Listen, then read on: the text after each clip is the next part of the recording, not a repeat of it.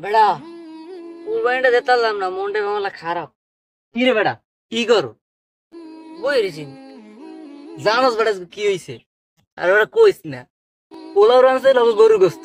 আরে আমি তো নিমুই না, তাও দেখি মায় আমার জোর করে দেয়। আবার কি করে জানোস, রাতের নাকি আবার রুড়ি পিড়া গরু, আগামীকালকে নাকি আবার বিরিয়ানিও ফাঁকাইবে। ওরা কইস না বেটা, বাহির টেয়া থাকতে যায় হয় আর কি। কুরবানি তো দিয়েছি ওনাকে বড় এক না, বুঝোস। আর মাংস কিন্তু কেউ দেয়নি, ফ্রিজে কিছু ঢুকাই রাখছি। আর বুঝবো না, এই শত বলা যায় না। কি অবস্থা, কেমন আছো তোমরা? আলহামদুলিল্লাহ ভালো। তোমাদের আলোচনাটা আমি পাশে বসে সবকিছু শুনছি। আসলে কোরবানি হচ্ছে আল্লাহর পক্ষ থেকে আসা একটা নিয়ামত। এটা যে সবাই দিতে পারবে ব্যাপারটা কিন্তু এমন না। কোরবানির মানে মূল নাম হচ্ছে ঈদুল আজাহা। ঈদ মানে হচ্ছে আনন্দ। হ্যাঁ, এই আনন্দটা আমরা সবাই ভাগ করব। আজকে দেখো ইসলামের কত সুন্দর একটা বিধান। ইসলাম কত সুন্দর করে আমাদেরকে জিনিসটা দিয়েছে, যে গরুর গোশ বা দুম্বর গোশ বা ছাগলের গোশ বা এই যে উটের গোশ, দেখা যায় এটা নিম্ন শ্রেণীর মানুষের কিনে খাওয়ার মতো তৌফিক নাই, কেউ সারা বছরে খাইতেই পারে না।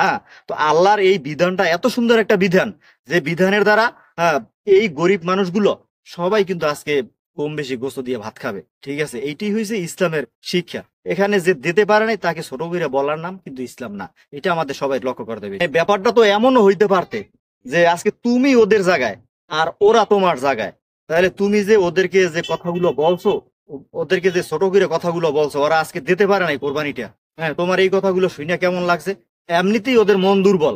হ্যাঁ, আর তুমি যদি এইভাবে বলো, অবশ্যই মনটা খারাপ লাগবে। হ্যাঁ, ওরা তোমার বন্ধু বান্ধব বা প্রতিবেশী, ওরা দেয় নাই। হ্যাঁ, তুমি করবা কি, ওদেরকে নিয়ে তোমার বাসায় খাওয়াবা, এমন ভাবে ওদেরকে একটা মানে রেসপেক্ট করবা বা অনার করবা, যাতে ওরা তোমার অনারে খুশি হয়, এইরকমের একটা আপ্যায়ন করবা তুমি। আর তুমি যদি এভাবে কথাগুলো বলো, তাহলে তো ওদের মন খারাপ হয়ে যাবে গিয়া। এইটা আসলে করা ঠিক না। আসলে ভাই, কখনো এভাবে চিন্তা করে দেখা হয় নাই তো। বাপের টাকা পয়সা আছে, সব সময় এরকমের দিছে দেখছি। অন্যরা যে কতটা অসহায়, ওইদিকে কখনো তাকানো হয়নি, ফ্যামিলিও তাকায় নাই, আর আমি ওই শিক্ষাটা পাইনি। সরি ভাই।